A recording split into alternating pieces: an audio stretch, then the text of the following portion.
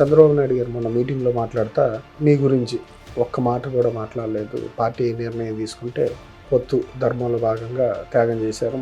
ఎప్పుడైతే పవన్ కళ్యాణ్ గారితో అలయన్స్ పెట్టుకున్నామో అప్పుడు ఆయన కొన్ని ఎమ్మెల్యే స్థానాలు, కొన్ని ఎంపీ స్థానాలు ఇవ్వాల్సి వస్తుంది. చంద్రబాబు నాయుడు గారు ఇన్నిసార్లు పోటీ చేశారు. పొత్తులో భాగంగా పోతున్నప్పుడు వేరే టికెట్ ఇవ్వండి, ఇది వద్దు అని చెప్పి వెంపర్లాడుతూ ఉంటారు స్థానం కోసం. కానీ మీరెందుకు ఆ విధంగా చేయలేదు? ఇంకో సీట్ ఆశించడం అనేది నా ఉద్దేశంలో అది కరెక్ట్ కాదండి. నేను ఎంపీ సీట్ అడిగిన రోజుల్లో కూడా ఎంపీ స్థానంలో ఎవరు లేరు. ఆ రోజున బ్రాహ్మణయ్య గారు. అంటే ఇంత ప్రజాదరణ, మీరు చాలా కార్యక్రమాలు చేశారు, ప్రజల్లో ఒక మంచి గుర్తింపు ఉంది, మీకు కూడా డబ్బు అవసరమేనా? ఈ రోజుల్లో కావాలి. ఇప్పుడు నువ్వు ఎంత గొప్ప నాయకుడు అయినా కూడా నీ దగ్గర డబ్బులు ఖర్చు పెట్టకపోతే. మీ పార్లమెంట్ పరిధికి సంబంధించి అధ్యక్షులు కాబట్టి ఈ టికెట్లు కేటాయింపుల విషయంలో మీ పాత్ర ఎంతవరకు ఉంది? జిల్లా పార్టీ అధ్యక్షుడు జిల్లా పార్టీ ఇన్ఛార్జీలతోటి, పార్టీ నాయకులతోటి, కార్యకర్తలతోటి సమన్వయం చేసుకుంటూ పార్టీని నడిపించాలి. ఎలా ఉంది? పార్టీ ప్రచారంలో పాల్గొంటున్నారు, చంద్రబాబు నాయుడు గారు వచ్చారు, పవన్ కళ్యాణ్ గారు వచ్చారు, ఎట్లా ఉంది? జగన్మోహన్ రెడ్డి చేతకాని పరిపాలన, నియంతృత్వ పరిపాలన, ప్రజా వ్యతిరేక పరిపాలన వల్ల. వల్లభనేని బాలశౌరి గారు లాస్ట్ టైం మీరు ఆయన ఇద్దరు పోటీ చేశారు. ఇప్పుడు వాళ్ళు ఆయనకి ప్రచారం చేయడం కష్టంగా అనిపిస్తుంది. పవన్ కళ్యాణ్ గారు ఆయన వేరే జనసేన పార్టీ నాయకుడు. ఆయన ప్రచారానికి వచ్చినప్పుడు ఎలక్షన్ ముందు పెడన్న సభలో కొనకళ్ళ నారాయణరావు గారు. కానీ మీరు జనసేనలోకి వెళ్తే టికెట్ మీకే అని చెప్పి చాలా రోజులు హోల్డ్ చేశారు. ఎలాంటి ఆలోచనలు ఎవరికున్నా కూడా నేను మాత్రం తెలుగుదేశం పార్టీతోనే ఉంటాను. కారణం ఏంటంటే తెలుగుదేశం పార్టీ నాకు రాజకీయంగా. అందరూ టికెట్ రాకపోతే వాళ్ళ ట్రెండ్ ఏడవడం, లేదంటే ప్రజల్లోకి వెళ్ళి తిరగడం, ఇదో ట్రెండ్గా రాజకీయ నాయకులు చేస్తున్నారు.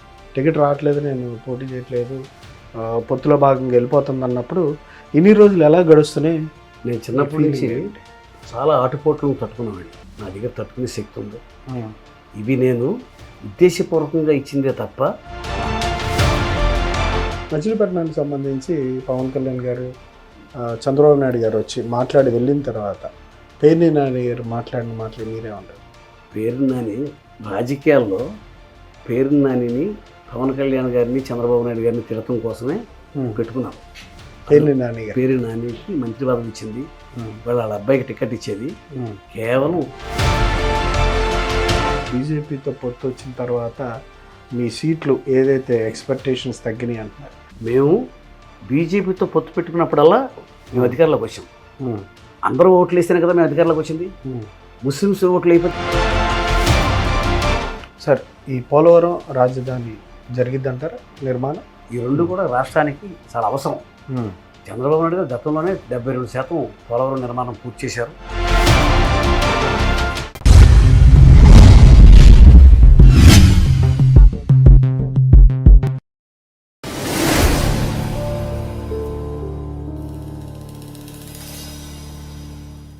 Welcome to ET digital media group. నేడు నవేంద్రప్రదేశ్లోని మచిలీపట్నం పార్లమెంటు మాజీ సభ్యులు, అట్లాగే కృష్ణా జిల్లా తెలుగుదేశం పార్టీ అధ్యక్షులైనటువంటి శ్రీ కొనకళ్ళ నారాయణ గారితో ఇవాళ ప్రత్యేక ముఖాముఖి. నమస్కారం సార్. సార్, ఎట్లా ఉన్నారు? బాగున్నారు. బాధ ఏం లేదా ఈ 2024 ఎన్నికల్లో మీ పేరు లేకపోవడం? ఏం బాధ అనిపించట్లా? ఏం బాధ లేదండి. ఎప్పుడైనా నిలబడతాం అనేది ఆపేయాలి కదా. ఇవాళ అలయన్స్ కోసం ఆగాను, దానికి బాధ ఎందుకు? అంటే పొత్తులో భాగంగా కోల్పోవాల్సి వచ్చింది అనుకుంటున్నారా, లేకపోతే ఇంకా వేరే కారణాలు ఏమైనా ఉన్నాయా? పొత్తులో భాగంగానే నా సీటు ఇవ్వాల్సి వచ్చింది, లేదా వేరే కారణాలు ఏమి లేవు. కానీ చంద్రబాబు నాయుడు గారు మొన్న మీటింగ్లో మాట్లాడుతా మీ గురించి ఒక్క మాట కూడా మాట్లాడలేదు. పార్టీ నిర్ణయం తీసుకుంటే పొత్తు ధర్మంలో భాగంగా త్యాగం చేశారు, మీరు కూడా అసలు ఏం డిమాండ్ చేయలేదు అన్నారు. ఏం జరిగింది మీ ఇద్దరి మధ్య? ఏం జరగలేదు. ఇప్పుడు ఎప్పుడైతే పవన్ కళ్యాణ్ గారితో అలయన్స్ పెట్టుకున్నామో అప్పుడు ఆయన కొన్ని ఎమ్మెల్యే స్థానాలు, కొన్ని ఎంపీ స్థానాలు ఇవ్వాల్సి వస్తుంది. చంద్రబాబు నాయుడు గారు నేను కలిసినప్పుడు అలయన్స్లో కావాలంటే నా ఎంపీ స్థానాన్ని నేను ఇస్తాను, పార్టీకి సహకరిస్తాను అని చెప్పి నేను చంద్రబాబు నాయుడు గారు చెప్పడం జరిగింది. నేను పవన్ కళ్యాణ్ గారు కూడా పోటీ చేస్తారేమో అని అనుకున్నా. ఉమ్, పవన్ కళ్యాణ్ గారికి అయితే ఈ సీటు బాగుంటుంది ఉమ్, అని చెప్పి నేను అనుకున్నాను. ఉమ్, అది బాలశౌరి గారికి ఇచ్చారు. ఎవరికైనా కూడా అలయన్స్లో మనం జనసేనకి ఇచ్చాం. ఉమ్, పవన్ కళ్యాణ్ గారు కూడా నేనంటే బాగుంటారు, ఇట్లా గౌరవంగా అభిమానంగా ఉంటారు. మరి ఎవరో సీట్లు ఇవ్వాలి కదా, పొత్తులో ఎవరో కోల్పోవాల్సి వస్తుంది. ఒక 25 ఎమ్మెల్యే స్థానాలు, ఒక 10 ఎంపీ స్థానాలు ఇవ్వాల్సి వస్తుందని అనుకున్నాం. ఉమ్, అనుకున్న ప్రకారంగా దానికి నా వంతు సహకారం. ఎందుకంటే చంద్రబాబు నాయుడు గారు నాకు ఆర్థిక స్తోమత లేకపోయినా, రాజకీయంగా సీనియారిటీ లేకపోయినా నాకు 2009లో ఎంపీ స్థానాన్ని ఇచ్చారు. నేను పెద్దగా డబ్బులు కూడా నేను పెద్ద ఖర్చు పెట్టలే. ఉమ్, చంద్రబాబు నాయుడు గారు సీట్ ఇచ్చారు, ప్రచారం చేశారు, నన్ను గెలిపించారు. ఉమ్, అలాగే 2014లో కూడా మళ్ళీ సీట్ ఇచ్చారు, మళ్ళీ గెలిపించారు. 2019లో కూడా ఇచ్చారు. ఉమ్, అట్లా చంద్రబాబు నాయుడు గారు నన్ను ఎప్పుడు గౌరవిస్తూనే వచ్చారు. ఉమ్, ఆ రోజుల్లో అలయన్స్ లేదు కాబట్టి నా సీట్ నాకే ఇచ్చారు. ఈసారి కూడా అలయన్స్ లేకపోతే నా సీట్ నాకే ఇచ్చేవాళ్ళు. ఉమ్, అలయన్స్ ఉంది కాబట్టి బాబు గారికి కూడా కొద్ది ఫ్రీ హ్యాండ్ ఇవ్వాలన్న ఉద్దేశంతో నేను ఇచ్చాను. ఉమ్, పార్టీ నాకు బోర్డుతో చాలాసార్లు 3 సార్లు టికెట్ ఇవ్వడం అంటే చిన్న విషయం కాదు. ఉమ్, చాలామంది డబ్బు గల్ల వాళ్ళు సీటు కోసం తిరుగుతూ ఉంటారు. ఉమ్, అయినా కూడా నా దగ్గర డబ్బు లేకపోయినా కూడా చంద్రబాబు నాయుడు గారు నాకే ఇచ్చారు. ఉమ్. కేవలం నా మీద ఉన్న అభిమానం, గౌరవం. ఇన్నిసార్లు పోటీ చేశారు, పొత్తులో భాగంగా పోతున్నప్పుడు వేరే టికెట్ ఇవ్వండి, ఇది వద్దు అని చెప్పి వెంపర్లాడుతూ ఉంటారు స్థానం కోసం. కానీ మీరెందుకు ఆ విధంగా చేయలేదు? ఒక గ్యాప్ వస్తే, ఎన్నికల్లో నిలబడడానికి గ్యాప్ వస్తే, తర్వాత మళ్ళీ మీరు పోటీ చేస్తారో లేదో తెలియని పరిస్థితులు అందరి దగ్గర, అంటే అందరి విషయాల్లో జరుగుతూ ఉంటాయి. మీరెందుకు పోటీ చేయడానికి ఎక్కువ, లేదంటే నాకు కావాలి ఈ టికెట్, ఈసారి మీ గవర్నమెంట్ వస్తుందని కూడా మీరు ఊహిస్తున్నారు, అలాంటి పరిస్థితుల్లో మీరు ఎందుకు ఈజీగా వదులుకోవడం జరిగింది? ఎంపీ సీట్ అనేది నా చేతుల్లో ఉంది. నా చేతుల్లో దాన్ని నేను వదులుకోగలను. ఇంకో సీట్ ఆశించడం అనేది నా ఉద్దేశంలో అది కరెక్ట్ కాదండి. ఎందుకంటే ప్రతి సీటు ఎవరో ఒకరు ఆశలు పెంచుకుని ఉంటారు, పని చేసుకుని ఉంటారు. వాళ్ళ దగ్గరికి వెళ్ళి ఆ సీట్ నాకు ఇవ్వండి అని చెప్పి అడగాలనేది నాకు ఎగనెస్ట్, నా కాన్షియస్గా అది ఎగనెస్ట్. నేను అలా అడగను. నేను ఎంపీ సీట్ అడిగిన రోజుల్లో కూడా ఎంపీ స్థానంలో ఎవరు లేరు. ఆ రోజున బ్రాహ్మణయ్య గారు నేను ఎంపీగా పోటీ చేయను, నేను ఎమ్మెల్యేగా వెళ్తాను అమీన్గడ్డ కానీ ఆయన డిక్లేర్ చేసిన తర్వాతే ఎంపీ సీట్ ఖాళీగా ఉంది కాబట్టి నేను ఎంపీ సీట్ కోరుకున్నా. నేను నా చేతిలో ఉన్న సీట్ నేను త్యాగం చేయాలి, కానీ నాకు ఇది దీని బదులు ఇంకోటి ఇవ్వు అంటే అది కండిషనల్ అవుతుంది. అంటే ఆ రకమైనటువంటి ఆలోచన చేయలే. మీరు ఎంపీ స్థానాన్ని పొత్తులో పోతుంది, నాకు ఎక్కడో చోట ప్లేస్ చేయండి అని అయితే మీరు అడగల. నేను అన్కండిషనల్గానే ఇవ్వాలనుకున్నాను. చంద్రబాబు నాయుడు గారి దగ్గర అది కాకపోతే ఇది ఇవ్వండి, ఇది కాకపోతే అది ఇవ్వండి అనేది నేను ప్రపోజల్ పెట్టలేదు. నాకు 3 సార్లు ఇచ్చారు, నేను 2 సార్లు గెలిచాను, నేను సాటిస్ఫైడ్. ఈసారి మన పొత్తుల్లో భాగంగా మీరు సీట్లు ఇవ్వాల్సి వస్తుంది కాబట్టి నా సీటు కావాలంటే మీరు ఇచ్చుకోండి, నేను పూర్తిగా సహకరిస్తాను అని చెప్పాను. అన్నమాట ప్రకారంగా పొత్తులో నా సీట్ ఇవ్వాల్సి వచ్చింది. నేను బాలశౌరి గారిని అంటి పెట్టుకుని ఆయన గెలుపు కోసం నేను కృషి చేస్తున్నాను. తెలుగుదేశం పార్టీ నాకేం అన్యాయం చేయలే, ఇది నా నిర్ణయం. మీ నిర్ణయం? నా నిర్ణయం. అంటే మీది మాట్లాడడం కూడా మీకు ఇంటిమేట్ కూడా లేదని చెప్తున్నారు. మచిలీపట్నం పార్లమెంట్ జనసేన కేటాయిస్తున్నాం మొదట్లో అని చెప్పి మీకు ఇన్ఫర్మేషన్ కూడా లేదని చెప్తున్నారు బయట. అదంతా అబద్ధం అండి.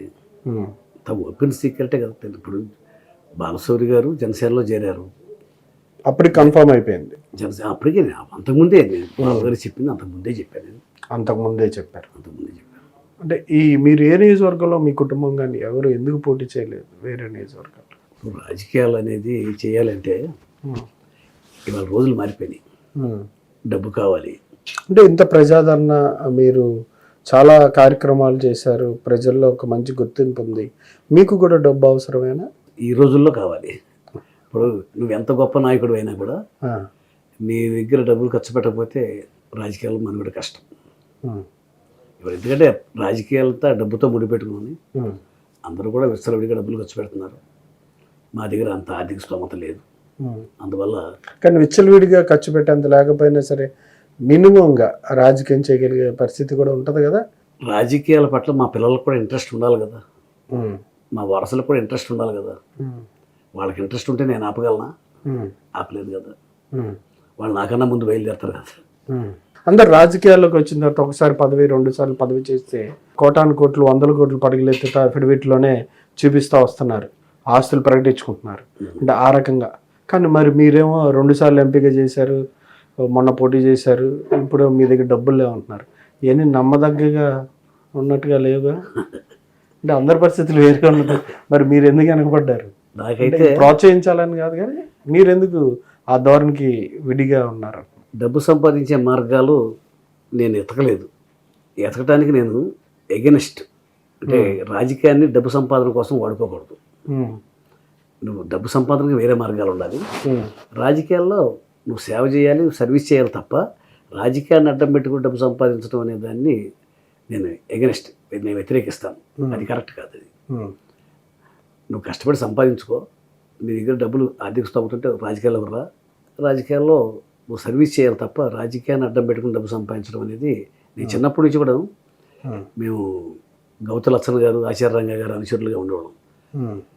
స్వతంత్ర party, Janata party, Lok Dal party ఇవి ఎప్పుడు కూడా విమర్శిస్తూ ఉండేవాళ్ళం. అధికారాన్ని అడ్డం పెట్టుకుని డబ్బు సంపాదించేవాళ్ళని చిన్నప్పటి నుంచి విమర్శించి మా రక్తంలో డబ్బు సంపాదించడం రాజకీయం అనేది మాకు నేరం. మీకు మీరు పెట్టుకున్న కట్టుబాట్లలో అంతేనా? అది ప్రపంచానికి వర్తించవు కానీ మాకు మాత్రం రాజకీయాల్లో కరప్షన్ అనేది తప్పది.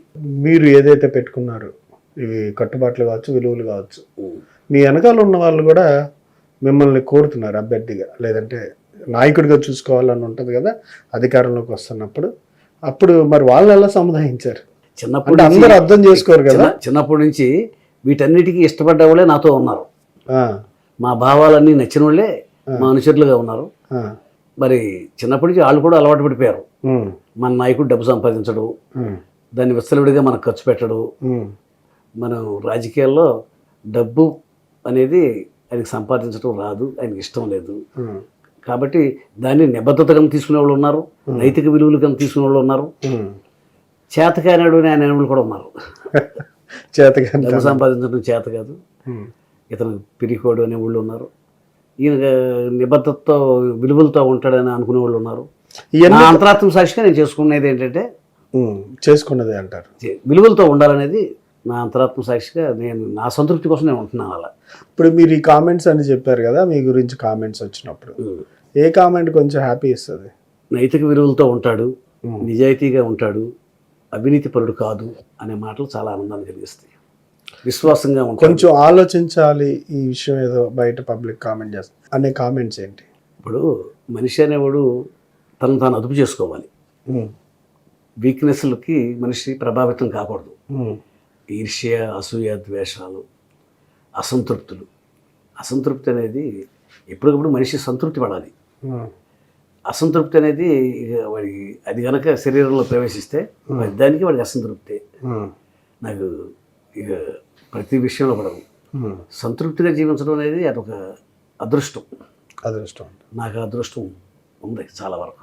సంతృప్తిగా జీవించడం అనేది ఉందంటారు. ఉంది సార్. కాసేపు ఈ మీ పార్లమెంట్ పరిధికి సంబంధించి అధ్యక్షులు కాబట్టి ఈ టికెట్లు కేటాయింపుల విషయంలో మీ పాత్ర ఎంతవరకు ఉంది? 7గురికి జిల్లా పార్టీ అధ్యక్షుడు జిల్లా పార్టీ ఇన్ఛార్జీలతోటి, పార్టీ నాయకులతోటి, కార్యకర్తలతోటి సమన్వయం చేసుకుంటూ పార్టీని నడిపించాలి.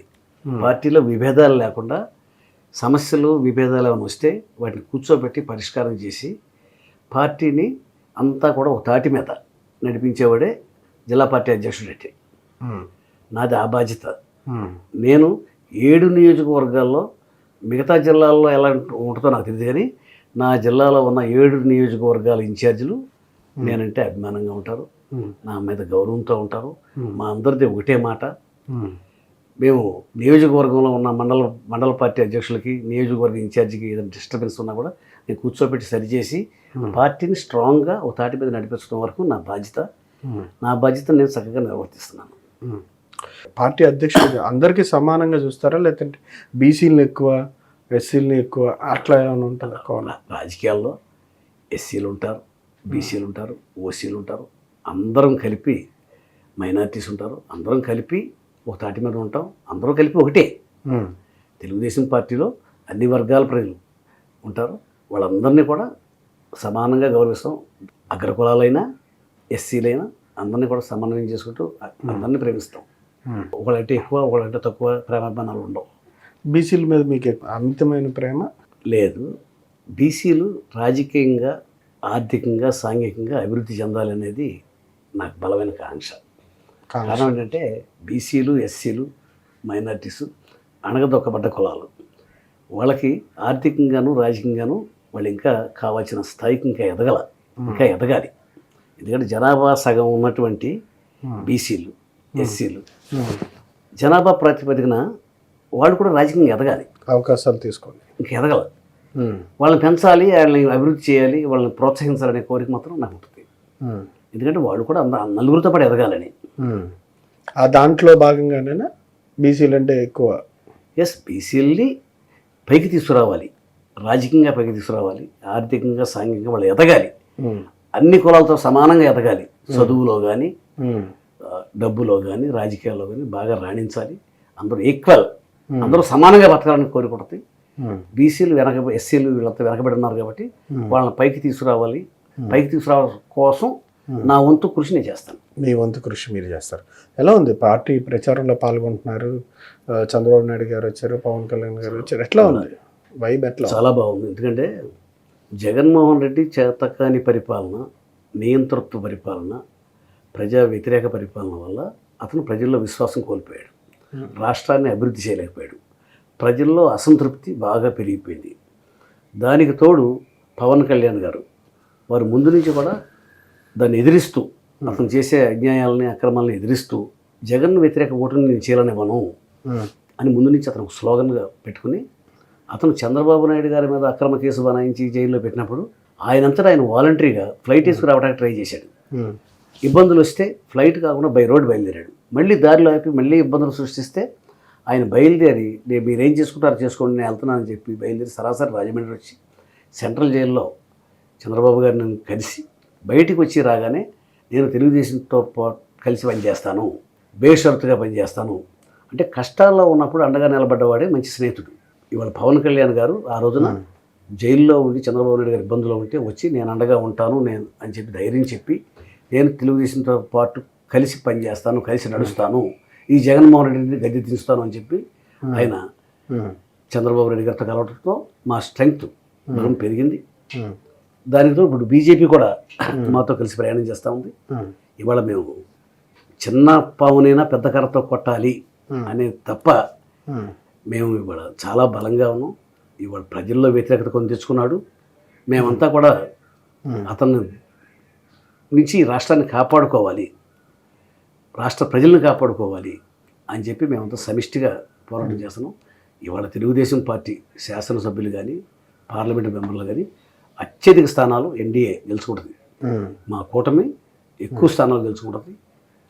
మరి జగన్మోహన్ రెడ్డి గద్దె దిగటం ఖాయం. గద్దె దిగటం. వల్లభనేని బాలశౌరి గారు లాస్ట్ టైం మీరు ఆయన ఇద్దరు పోటీ చేశారు. ఇప్పుడు వాళ్ళు ఆయనకి ప్రచారం చేయడం కష్టంగా అనిపిస్తుందా?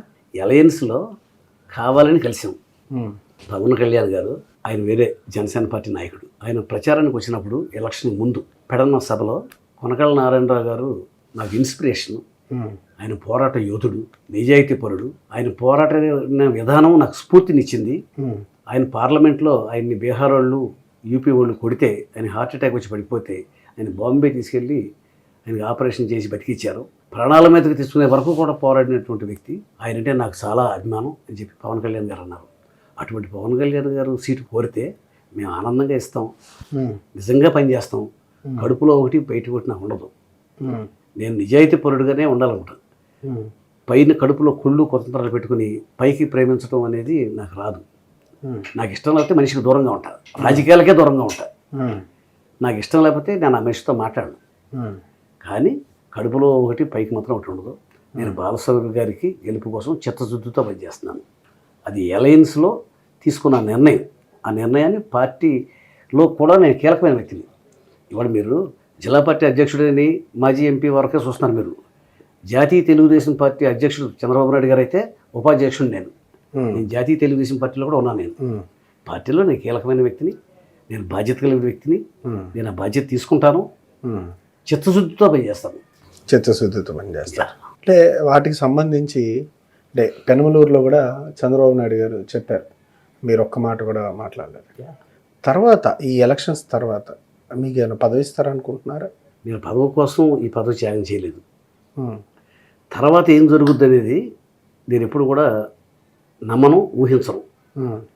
ఇప్పుడు మనిషి ఎప్పుడు కూడా ఆశపడతాం నిరాశపడతాం అనేది, ఆశపడ్డవాడు ఆశపడింది దక్కలేదు అనుకోండి నిరాశపడతాడు, ఆశపడలేదు అనుకోండి నిరాశకి అవకాశం లేదుగా.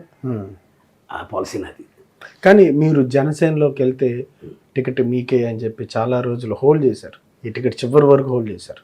బయట కూడా ప్రచారం జరిగింది, ఆయన వెళ్తారేమో, కళ్యాణ్ గారు కూడా వెయిట్ చేస్తున్నారు మీరు రావాలని. మీ దాకా వచ్చిందా? మీ దగ్గర పిలుపులు వచ్చినాయా? జనసేన వాళ్ళకి అటువంటి ఆలోచనలు ఉన్నా, వైఎస్ఆర్ పార్టీ వాళ్ళకు అటువంటి ఆలోచనలు ఉన్నా, మీకు వైసీపీ నుంచి కూడా వచ్చినాయి కదా, ఎలాంటి ఆలోచనలు ఎవరికున్నా కూడా నేను మాత్రం తెలుగుదేశం పార్టీతోనే ఉన్నాను, ఉంటాను. కారణం ఏంటంటే తెలుగుదేశం పార్టీ నాకు రాజకీయంగా అవకాశం ఇచ్చిన పార్టీ. నాకు ఫస్ట్ టైం పార్లమెంట్ సభ్యుడిగా పోటీ చేసే అవకాశం ఇచ్చింది, 3 సార్లు ఇచ్చింది తెలుగుదేశం పార్టీ. నేను ఆ పార్టీకి నేను రుణపడి ఉన్నాను. నేను ఆ పార్టీలోకి బయటికి వెళ్ళాల్సిన అవసరం ఏంటి? నాకు ఇంత గౌరవిస్తుంటే పార్టీ. ఇవాళ ఏ పార్టీలోకి వెళ్ళినా కూడా మనిషి విలువ తగ్గుద్ది. అంటే ఇప్పుడు ఒక చోట పదవి ఇవ్వని వ్యక్తులకి వేరే చోట అకామిడేట్ చేశారు. ఇదే పార్టీ తెలుగుదేశం పార్టీ చేసింది, మరి మీకెందుకు చేయలేదు? 3 సార్లు చేసినప్పుడు అవకాశాలు ఇచ్చినప్పుడు ఇప్పుడు ఎందుకు ఇవ్వలేదు? నేను కోరుకోలేదు. మీరు ప్రత్యేక రాష్ట్రం విడిపోయినప్పుడు మీరు ఇంత పోరాటం చేశారని ఉంటే మరి ఇప్పుడు ఎందుకు ఇవ్వలేదు? నాకు 3 సార్లు ఇచ్చారు. ఇప్పుడు నేను కోరుకోలేదు, బలవంతం పెట్టలేదు, ఒత్తిడి పెట్టలేదు. నా మనుషులు కూడా ఎలాంటి వాళ్ళు అంటే నన్ను అభిమానించేవాళ్ళు, నన్ను ప్రేమించేవాళ్ళు, నా మనోభావాలను అర్థం చేసుకుని నేను నిజంగా ఏ నిర్ణయం తీసుకున్నా కూడా మనస్ఫూర్తిగా తీసుకుంటాను. నా నిర్ణయాన్ని నా మనుషులు గౌరవిస్తారు. నా మనుషులను రెచ్చగొట్టి మీరు నోరు బాగా ఇష్టం వచ్చినట్టు మాట్లాడిన మీరు, నేను సైలెంట్గా ఉంటాను అని ద్వంద్వ రాజకీయం నేను చేయను. నా నిర్ణయాన్ని నా మనుషులు గౌరవిస్తారు. వాళ్ళు గౌరవించలేదు అనుకుంటే వాళ్ళు నా మనుషులు కాదు. నన్ను ప్రేమించే మనుషులు, నన్ను అభిమానించే మనుషులు నేను తీసుకున్న నిర్ణయాన్ని నాకు వెన్నుదన్నుగా ఉంటారు. నాకు సీట్ వచ్చినా రాకపోయినా నేను ఇవాళ అటువంటి అనుసరులే ఉండాలి. కొనకళ్ళ ఫ్యామిలీకి ఇంకా రాజకీయ భవిష్యత్తు లేదా? ఎందుకుండదు? ఈసారికి జనసేనతో అలయన్స్ కోసం నా సీట్ ఇచ్చాను. భవిష్యత్తులో రాజకీయాలు ఎలా ఉంటాయో, భవిష్యత్తులో రాజకీయాలు ఎలా ఉంటాయో మేము ఆరోగ్యంగానే ఉన్నాం, మీతో మాట్లాడగలిగిన స్థితిలోనే ఉన్నాం. నాకు మా తమ్ముడు ఉన్నాడు, నా పిల్లలు ఉన్నారు. వాళ్ళకి ఏమైనా రాజకీయాలు ఇంట్రెస్ట్ కలుగుద్దేమో వాళ్ళకి. అప్పుడే ఇది ఎండ్ అయిపోవడం కాదు. ఎండ్ అయిపోవడం కాదంటారు. ఎట్లా ఉంది అంటే పోటీ చేయకపోతే ఇన్యాక్టివ్ అయిపోతే ఈసారికి అలయన్స్ కోసం నేను కోఆపరేట్ చేయాలి కాబట్టి కోఆపరేట్ చేస్తున్నాను. మళ్ళీ తర్వాత నిర్ణయాలు బాబు గారు ఇంకేదైనా నిర్ణయం తీసుకుని నారాయణ గారు ఇది చేయండి అంటే చేస్తాను. బుల్లయ్య గారికి, మీ తమ్ముడు బుల్లయ్య గారికి ఎక్కడో చోట ప్లేస్ వస్తుంది అని చెప్పి మీ అభిమానులు ఎక్స్పెక్ట్ చేశారు. మీరు ఎందుకు ఆ రకమైన ప్రయత్నాలు చేయాలి? మా కుటుంబంలో రాజకీయాల్లో ఒకడు ఉండాలి, ఒకడు గ్రౌండ్లో పనిచేయాలి అని చెప్పి నిర్ణయించుకున్నాం. మా మధ్య ఒక అండర్స్టాండింగ్ ఉంది. నేను రాజకీయాల్లో పోటీ క్రియాశీలకంగా ఉంటే మా తమ్ముడు ప్రజల్లో క్రియాశీలకంగా ఉంటాడు. మా ఇద్దరిది టీం వర్క్. పదవి మా ఇంట్లో ఉంటే మా తమ్ముడికి ఉన్నట్టే. నాకన్నా ఎక్కువ మంది మా తమ్ముడిని కలుస్తారు, నాకన్నా ఎక్కువ మంది మా తమ్ముడితోనే బాగుంటారు. పెడన్ మీద మీ కన్ను పడలేదా? పడలేదు.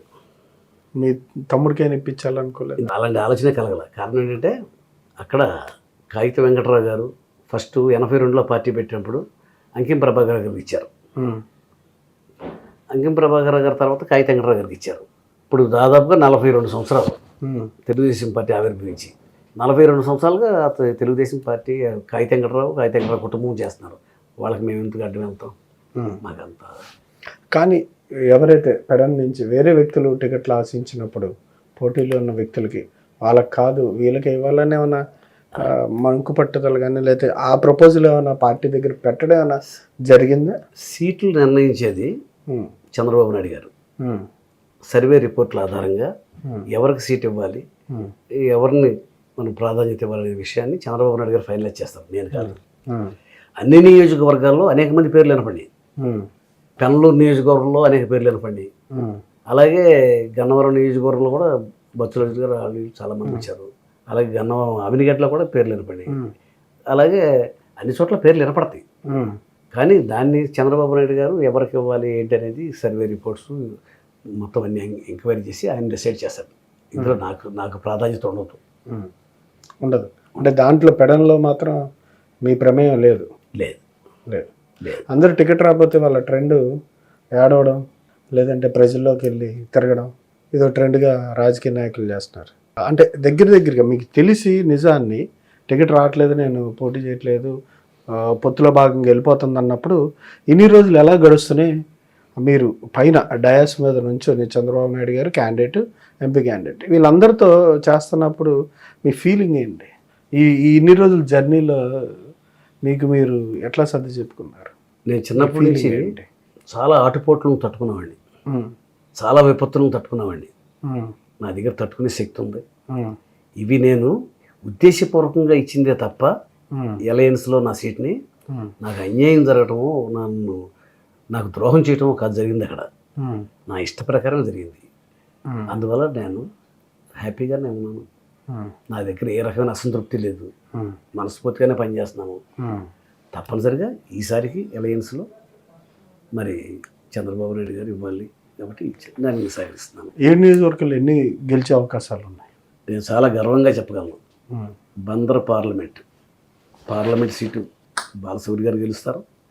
7 నియోజకవర్గాల్లో ఉన్నటువంటి శాసనసభ్యుకి పోటీ చేసే వాళ్ళందరూ కూడా 7 నియోజకవర్గాలు గెలుస్తాయి కూటమి. అవినిగడ్డ బుద్ధప్రసాద్ గారు గెలుస్తారు, వర్ల కుమారరాజు గారు గెలుస్తారు, బోడే ప్రసాద్ గారు గెలుస్తారు, ఎర్రగడ్డ వెంకటరావు గారు గెలుస్తారు, వేరేగల్ల రాము గారు గెలుస్తారు, కాగిత కృష్ణప్రసాద్ గెలుస్తారు, కొల్లు రవీంద్ర గారు గెలుస్తారు, బాలశౌరి గారు గెలుస్తారు. అన్నీ గెలిచిస్తాము. మచిలీపట్నం పార్లమెంట్ అన్నీ గెలుస్తుంది. మచిలీపట్నానికి సంబంధించి పవన్ కళ్యాణ్ గారు, చంద్రబాబు నాయుడు గారు వచ్చి మాట్లాడి వెళ్ళిన తర్వాత పేర్ని నాని గారు మాట్లాడి మీరేమంటారు? పేరు నాని రాజకీయాల్లో పేరు నానిని పవన్ కళ్యాణ్ గారిని చంద్రబాబు నాయుడు గారిని తిరగటం కోసమే పెట్టుకున్నారు.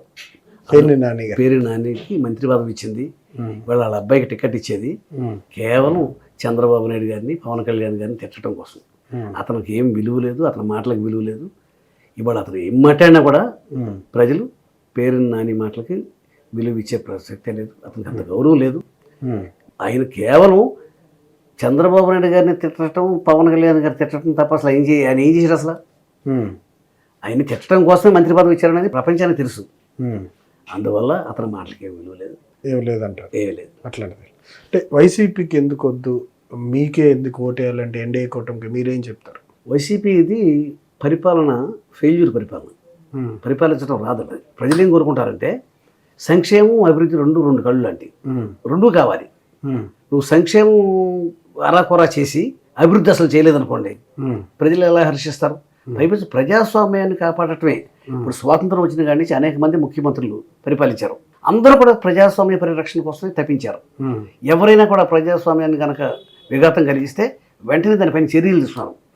సాక్షాత్తు ముఖ్యమంత్రి తన యొక్క సంస్థలన్నింటినీ కూడా అవినీతిమయం చేసేసి ప్రజాస్వామ్యానికి విలువ లేకుండా చేసేసి ఇవాళ రాష్ట్రంలో మనం పరిపాలన అనేది అసలు లేదు. అధికార పార్టీనే అధికారం చెలాయిస్తూ ఉంది. ఇవాళ అధికార పార్టీ రాష్ట్రాన్ని దోసుకు తింటా ఉంది. ఇవాళ ప్రజలందరికీ కూడా ఇటువంటి పాలకుడు మాకు అక్కర్లేదు. రాష్ట్రంలో ఉద్యోగ సమస్య పరిష్కరించాలి కదా, రైతు సమస్యలను పరిష్కరించాలి కదా, పారిశ్రామికవేత్తలను రప్పించి పరిశ్రమలు డెవలప్ చేయాలి కదా. ఏమి రకం చేయకుండా పోలవరం నిర్మాణం చేయలేకపోయావు, ఏం చేయలేకపోయావు? రాష్ట్రానికి కావాల్సినవి రైతాంగ సమస్యలు అలాగే ఉన్నాయి, స్త్రీల సమస్యలు అలాగే ఉన్నాయి, విద్యార్థి సమస్యలు అలాగే ఉన్నాయి. చదువుకున్న వాళ్ళకి ఉద్యోగాలు ఇయ్యి, చదువుకున్న వాళ్ళకి ఉద్యోగ అవకాశాలు కల్పించాలి కదా. ఇవాళ చంద్రబాబు నాయుడు గారు ఉన్నారంటే సచివాలయ ఉద్యోగాలు ఇచ్చారు. 5,000 రూపాయలు ఉద్యోగాలు సిగ్గుపడాలి. వాలంటరీ ఉద్యోగం 5,000 రూపాయలు జీతాలు ఇచ్చి ఉద్యోగం, అది ఉద్యోగుల సచివాలయ ఉద్యోగాలు బాగానే ఉన్నాయి. ఇప్పుడు ఇవాళ తను మళ్ళీ పరిపాలనకు రావడం కోసం తన యంత్రాంగానికి పోస్టులు ఉద్యోగాలు ఇచ్చాడు. ఇవాళ వాళ్ళందరినీ కూడా అధికారంలోకి రావడం కోసం వాడుకుంటున్నాడు. ఇవాళ జగన్మోహన్ రెడ్డి పరిపాలన అనేది రాష్ట్రానికి సర్వనాశనం అయిపోయింది. చంద్రబాబు నాయుడు గారి హయాంలో రాష్ట్రం అభివృద్ధిలో నెంబర్ 1గా ఉంది. ఇవాళ అవినీతిలో, నియంతృత్వంలో రాష్ట్రం నెంబర్ 1లో ఉంది. ఈ రాష్ట్రాన్ని కాపాడుకోవాలన్నా, ఈ ప్రజలను కాపాడుకోవాలన్నా ప్రజలు వెంటనే జగన్మోహన్ రెడ్డిని గద్దె దించి ఎన్డీఏ కూటమిని అధికారంలోకి తీసుకురావాలి. చంద్రబాబు నాయుడు గారు ముఖ్యమంత్రి అవ్వాలి. ఆయన మళ్ళీ గాడి తప్పిన ఈ పరిపాలన ఘాటిలో పెట్టాలంటే చంద్రబాబు నాయుడు గారి వల్ల మాత్రమే అవుతుంది. ఎన్ని సంవత్సరాలు వెనక్కి వెళ్ళిందంటారు? 5 సంవత్సరాల పరిపాలనతో 30 సంవత్సరాలు వెనక్కి వెళ్ళింది. 30 సంవత్సరాలు ఈ ఉద్యోగ మళ్ళీ అవకాశాలన్నీ కల్పించాలన్నా, ఇతర రాష్ట్రాలతో పోటీ పడి ఆంధ్రప్రదేశ్ నెంబర్ 1లోకి రావాలన్నా, మనకి అన్ని ప్రాజెక్ట్స్ కూడా పూర్తి చేయాలన్నా, రాష్ట్రం మళ్ళీ నెంబర్ 1గా తయారవ్వాలంటే చాలా టైం. బీజేపీతో పొత్తుతో మైనార్టీ ఓట్లు కొంతవరకు మైనస్ అయిపోయింది. బీజేపీతో పొత్తు వచ్చిన తర్వాత మీ సీట్లు ఏదైతే ఎక్స్పెక్టేషన్స్ తగ్గినాయి అంటున్నారు, దీన్ని ఏమంటారు? దీనికి ఇది దుష్ప్రచారం అండి. ఉమ్, మేము బీజేపీతో పొత్తు పెట్టుకున్నప్పుడల్లా మేము అధికారంలోకి వచ్చాం. ఉమ్, అందరూ ఓట్లు వేస్తేనే కదా మేము అధికారంలోకి వచ్చింది. ఉమ్, ముస్లిమ్స్ ఓట్లు అయిపోతే మేము ఓడిపోతాం కదా. ఉమ్, ముస్లిమ్స్ కూడా ఓట్లు వేస్తారు. ఉమ్, అక్కడ బీజేపీ హయాంలో కానీ తెలుగుదేశం హయాంలో కానీ ముస్లింలకు జరిగిన నష్టమేమీ లేదు. ఉమ్, సిస్టమ్ని కరెక్ట్ చేస్తున్నారు. ఉమ్, ఇది కాంగ్రెస్ పార్టీ వాళ్ళు చేసే దుష్ప్రచారం. బీజేపీకి ముస్లిమ్స్కి దూరం అనేది కాంగ్రెస్ పార్టీ వాళ్ళు చేసే ప్రచారం తప్ప, ముస్లిమ్స్ మాకు బాగా దగ్గరగా ఉన్నారు. ఉమ్, బీజేపీతో కలిసినప్పుడల్లా కూడా ముస్లిమ్స్ మాతో పాటు కలిసి నడిచారు. మేము అధికారంలోకి వచ్చాం. ఉమ్. ఇది కేవలం దుష్ప్రచారం. దుష్ప్రచారం ఎస్, అంతే అంటారు. అంతే. అంటే మీరు ఇచ్చిన సూపర్ 6కి కావచ్చు, లేదా ప్రజలకి ప్రచారంకి వెళ్తున్నారు కదా, ఎట్లా ఉంది రెస్పాన్స్? చాలా బాగుంది. చాలా బాగుంది. సంక్షేమ పథకాలు చంద్రబాబు నాయుడు గారు ఇంప్లిమెంట్ చేస్తారు. ఉమ్, ఇతరులకు ఇంప్లిమెంటేషన్ చేయించారు. ఇప్పుడు ధాన్యం కొనుగోలు ఉందండి, ఉమ్, ప్రతి రైతు కూడా అల్లాడిపోతున్నాడు. ఉమ్, తేమ శాతం ఉందని చెప్పి నువ్వు ధాన్యం కొనుగోలు ఆపేసేసి, ధాన్యం కొనుగోలు చేసిన తర్వాత 3 నెలలు 6 నెలలకు డబ్బులు ఇస్తే మళ్ళీ రైతు వ్యవసాయం ఎలా చేసుకుంటాడు? ఉమ్, రైతుకి అప్పటికప్పుడు డబ్బులు ఇస్తే రూపాయి ఎక్కువ తక్కువ ఇవ్వాలి. రైతు నష్టపోకుండా చూడాలి. ఉమ్, ఇవాళ నీ హయాంలో రైతాంగం పూర్తిగా నష్టపోయింది. ఉమ్, రైతులు నీకు ఒక్కడు కూడా ఓటేరు. ఉమ్, చదువుకున్న విద్యార్థులకి ఉద్యోగ అవకాశాలు లేవు. ఉమ్, చంద్రబాబు నాయుడు గారు వస్తేనే ఉద్యోగ అవకాశాలు వస్తాయి అనేది విద్యార్థుల యొక్క ఆశ. ఉమ్, ఖచ్చితంగా కూడా అది చంద్రబాబు నాయుడు గారు చేయగలరు. Hmm. విద్యార్థులు నీకు ఓటేరు. ఉమ్, ఇవాళ రోజున బడుగు బలహీన వర్గాలన్నీ కూడా బీసీలంతా కూడా తెలుగుదేశం పార్టీ వచ్చిన తర్వాతే, ఆవిర్భవించిన తర్వాతే బీసీలకి రాజ్యాధికారం వచ్చింది. ఉమ్. ఇవాళ రాజకీయంగా గుర్తింపు వచ్చింది. కానీ జగన్మోహన్ రెడ్డి గారు ఎక్కువ శాతం బీసీలకి టికెట్లు ఇచ్చారు కదా, మరి ఎక్కడ ఇచ్చారండి? ఉమ్, ఎక్కడ ఇచ్చారండి? ఎక్కువగా ఏం లే. ఇప్పుడు బీసీలకి నిజంగా రాజకీయంగా అవకాశాలు కల్పించింది ఎన్టీఆర్ గారు. తర్వాత చంద్రబాబు నాయుడు గారు దాన్ని కంటిన్యూ. ఇవాళ స్థానిక సంస్థల ఎలక్షన్స్లో చంద్రబాబు నాయుడు గారు 34% ఇస్తే ఇతను 24% ఇచ్చాడు. ఉమ్, బీసీలకు మేలు చేసినట్ట. ఉమ్, ఇవాళ ఇతను హయాంలో బీసీలు నిజంగా పైకి రావాలనే కోరిక అతనికి ఉంటే ఉమ్, ఎవరికైనా బీసీలకు ఒకరికైనా అధికారం ఇచ్చాడండి. ఉమ్, ఇప్పుడు తిరుమల తిరుపతి దేవస్థానాలు సుబ్బారెడ్డి గారు లేకపోతే కరుణాకర్ రెడ్డి గారు. ఉమ్, ఇప్పుడు ఇక్కడ మన ప్రాంతాలను చూసేది ఒక పక్కన అయోధ్యరామరెడ్డి గారు, ఉమ్, ఒక పక్కన విజయసాయిరెడ్డి గారు, ఒక పక్కన సుబ్బారెడ్డి గారు. ఉమ్, వీళ్ళ ఉమ్, ఎవరికి ఇచ్చారు బీసీలకు ప్రాధాన్యత? ఉమ్, బీసీలకు ప్రాధాన్యత ఇస్తే కేపీ సారథి ఆ పార్టీలో నిలవలేక తట్టుకోలేక ఉమ్, బయటకు వచ్చేసేసి మా పార్టీలో చేరాడు. ఉమ్, ఎంతమంది బీసీలు మాకు ఆ పార్టీలో ఇవ్వలేక బయటకు వచ్చుంటారు? చాలామంది వచ్చారు. ఉమ్, ఇవాళ బీసీలకి నిజమైన అండగా నిలబడే పార్టీ తెలుగుదేశం పార్టీ. ఉమ్. అవకాశం ఇచ్చిన పార్టీ తెలుగుదేశం పార్టీ. బీసీలు రాజకీయంగా ఎదిగారు అంటే ఒక తెలుగుదేశం పార్టీ హయాంలో ఎదిగారు. ఉమ్. ఆ విశ్వాసం బీసీలకు ఉంది. సార్, ఈ పోలవరం రాజధాని జరిగిద్దంటారా నిర్మాణం? రాజధాని నిర్మాణం తప్పనిసరిగా జరుగుతుంది. పోలవరం నిర్మాణం తప్పనిసరిగా జరుగుతుంది. ఈ రెండు కూడా రాష్ట్రానికి చాలా అవసరం. ఉమ్, చంద్రబాబు నాయుడు గారు గతంలోనే 72% పోలవరం నిర్మాణం పూర్తి చేశారు.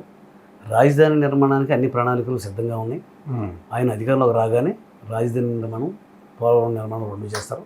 ఉమ్, ఇక మద్యపానం మీద నాణ్యత లేని ఉమ్, లిక్కర్ ఉమ్, జనానికి ఇచ్చి చాలామంది ఆరోగ్యాలు పాడైపోయి, నాణ్యమైన లిక్కర్ ఉమ్, మాత్రం ప్రజలకు ఆరోగ్యానికి హాని జరగకుండా, వాళ్ళ మీద డబ్బులు సంపాదించకుండా ఓ నాణ్యమైన లిక్కర్ ఇవ్వాలి, అది కూడా అందుబాటు ధరల్లో ఇవ్వాలనేది మా పార్టీ యొక్క ఉద్దేశం. ఉమ్, శాంతం నిషేధించడం గతంలో సాధ్యపడలేదు. కాబట్టి ఉన్నంతలో వాళ్ళకి భారం కాకుండా నాణ్యమైన ధర, ఉమ్, నాణ్యమైన లిక్కర్ ఉమ్, ఇచ్చి వాళ్ళ ఆరోగ్యాలు పాడవకుండా, ఆర్థికంగాను ఉమ్. శారీరకంగా వాళ్ళ ఆరోగ్యాలు పాడవకుండా నిర్ణయం తీసుకుంటాం మీ ఆలోచన. చెప్పారు కొన్ని సందర్భాల్లో. కొన్ని సందర్భాలు. సార్, మీకు సంబంధించి చివరిగా మీ అభిమానులకి టికెట్ రాలేదని బాధపడే వారికి, లేదంటే మీ వెనకాల నుండి పనిచేసే వారికి ఈ సందర్భంగా చెప్పాలనుకునేది ఏంటి? అట్లాగే తెలుగుదేశం పార్టీ అభిమానించే వారికి చెప్పాలనుకునేది ఏంటి? కష్టపడి పనిచేసేవారికి. రాజకీయంగా ఒక్కోసారి అవకాశాలు వస్తాయి, ఒక్కోసారి రావు. అవకాశాలు ఇచ్చిన విషయాన్ని మనం ఎప్పుడు మర్చిపోకూడదు. చంద్రబాబు నాయుడు గారికి మన గతంలో 3 సార్లు పార్లమెంట్ సభ్యుడిగా పోటీ చేసే అవకాశం ఇచ్చారు. ప్రజలు 2 సార్లు గెలిపించారు. ఆ విశ్వాసం ఆకృతకింత ఉండాలి. కానీ ఇవాళ అలయన్స్లో కొన్ని కారణాల వల్ల సీట్ ఇవ్వనంత మాత్రాన మనం ద్వేషాన్ని పెంచుకోకూడదు. మనం పార్టీ మనకు సహాయం చేసింది, దాన్ని గుర్తుంచుకొని మళ్ళీ భవిష్యత్తులో పార్టీ మనకి ఎప్పుడు కూడా అండగా నిలబడుతుంది. మనం నా మీద ఉన్న ప్రేమ ద్వేషంగా మారకూడదు.